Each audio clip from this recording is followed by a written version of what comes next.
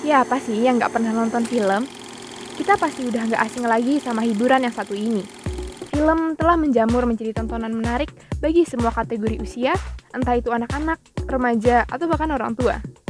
Panggung perfilman seakan sudah menemukan jati dirinya, dengan bukti banyaknya rilisan film belakangan ini. Tapi, kalian pernah kepikiran nggak sih? Sebenarnya arti di balik kata film itu apa? Menurut Kamus Besar Bahasa Indonesia, film adalah lakon gambar hidup. Jika dijabarkan lagi, film merupakan rangkaian gambar yang bergerak membentuk suatu cerita dengan memadukan audio di dalamnya. Ngomong-ngomong film, kurang lengkap rasanya jika tidak berbicara mengenai genre yang dibawakan. Ada action yang memicu adrenalin, horor yang menyeramkan, romance yang melankolis, dan masih banyak lagi. Tidak hanya dibagi dari genre, film juga bisa dibedakan melalui sudut pandang lainnya, yaitu dari durasinya. Awalnya semua film berdurasi pendek, namun seiring dengan perkembangan zaman, durasi film mulai menjadi makin panjang. Film dengan durasi pendek pun kini digunakan sebagai wadah untuk bereksperimen dan belajar.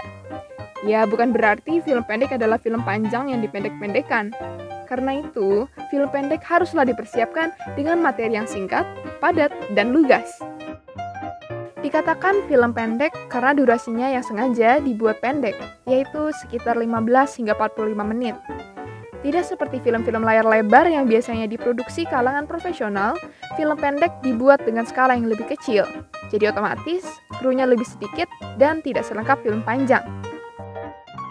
Lantas, bagaimana perjalanan film pendek di Indonesia dari masa ke masa?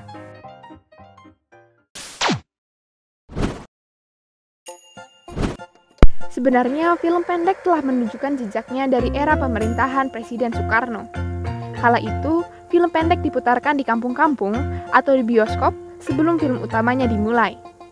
Hal ini pun berlanjut sampai pemerintahan Presiden Soeharto yang memiliki program pemutaran film melalui Departemen Penerangan. Mayoritas film yang diputar pada masa itu adalah film pendek yang berisi propaganda pembangunan pemerintah. Film pendek makin membuka jalan kreativitasnya sejak kemunculan pendidikan sinematografi di IKJ pada tahun 1971. Berlanjut ke 1973, Komite Film DKJ pertama kali menyelenggarakan festival film mini di Taman Ismail Marzuki.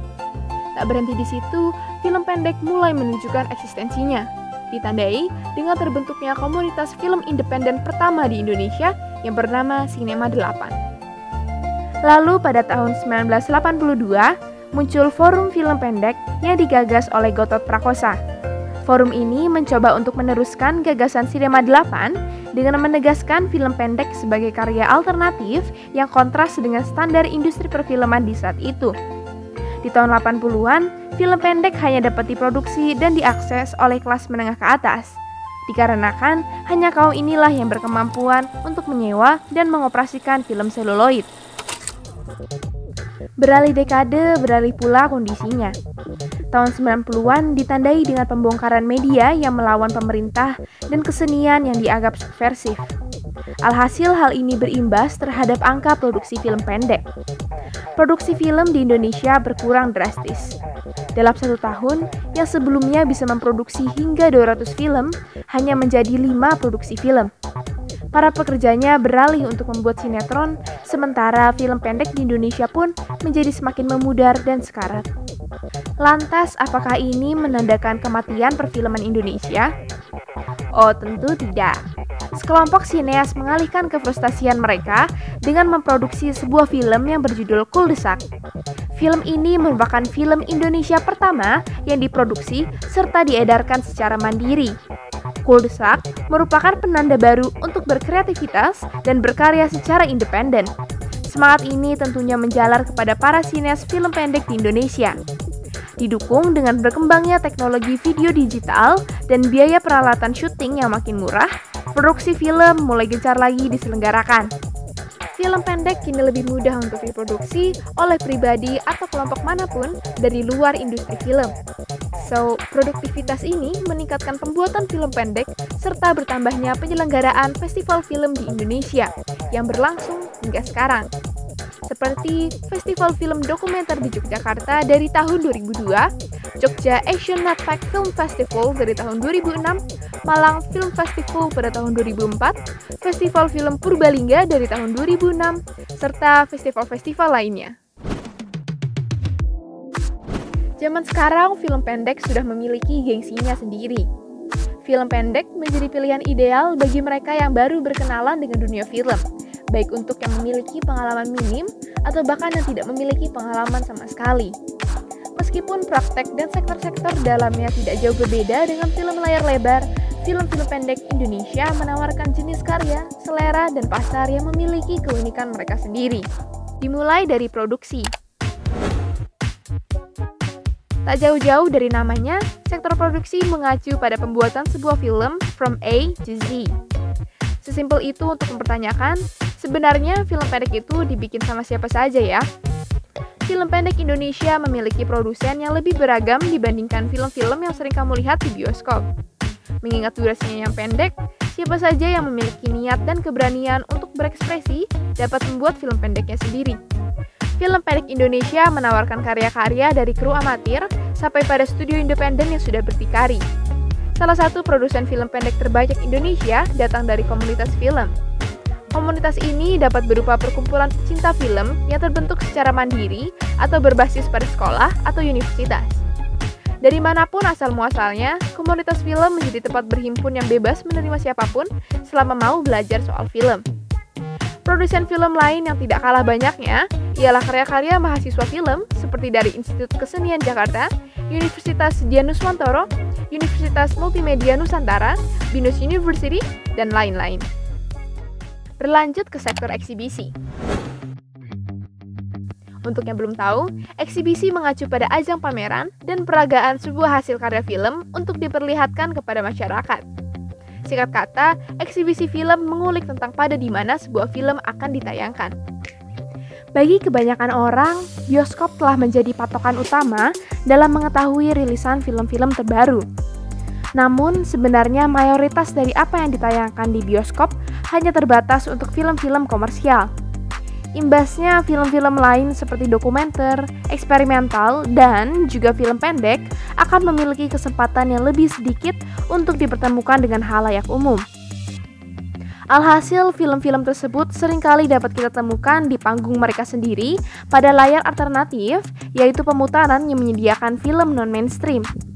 Distribusi dari film-film pendek dapat dikelompokkan menjadi beberapa jalur, yaitu melalui screening umum, platform online, dan festival film. Screening film pendek dapat diadakan reguler tiap minggunya atau berupa sebuah pemutaran umum yang diselenggarakan secara kolektif. Di samping itu, berbagai lembaga kebudayaan seperti IFI dan Wisma Jerman juga seringkali bekerjasama dengan komunitas film untuk menyediakan ruang pemutaran film pendek.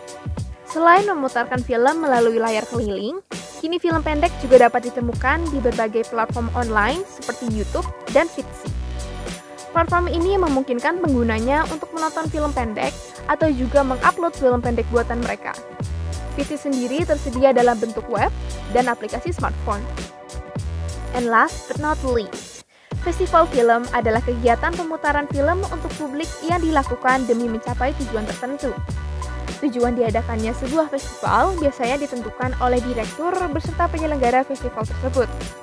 Kehadiran festival film membuka ruang publik untuk mengedukasi atau menyuarakan suatu isu, di mana masyarakat diharapkan bisa menjadi lebih kritis, tanggap, dan bahkan terlibat dengan isu yang ingin diadvokasi.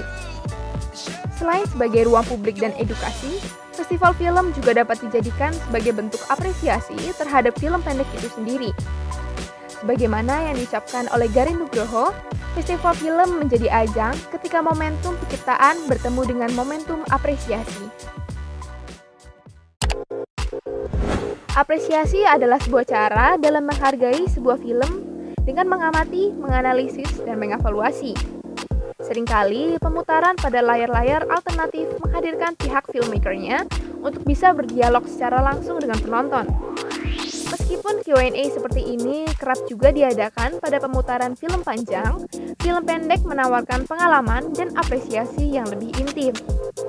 Bentuk apresiasi apresiasi film dapat kita temukan melalui tulisan-tulisan review film pendek dan juga antisipasi para peminat film pendek yang menanti karya terbaru dari sinias favorit mereka. Sepertinya kita sekarang sudah bisa memahami apa itu film pendek dan bagaimana perkembangannya di perfilman Indonesia.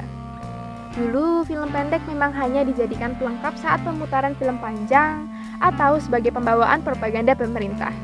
Namun kini, film pendek menjadi bagian yang sangat penting dalam dunia persinemaan. Melalui film pendek, para sinias-sinias dapat berkreasi dan mendapatkan apresiasi yang pantas. Hai semua, thanks for tuning in until the end of the video. Jangan lupa untuk like, subscribe, dan pantengin konten lainnya dari Sinematografi UNER. Ke Banyuwangi naik tronton. Sinematografi gak cuma nonton.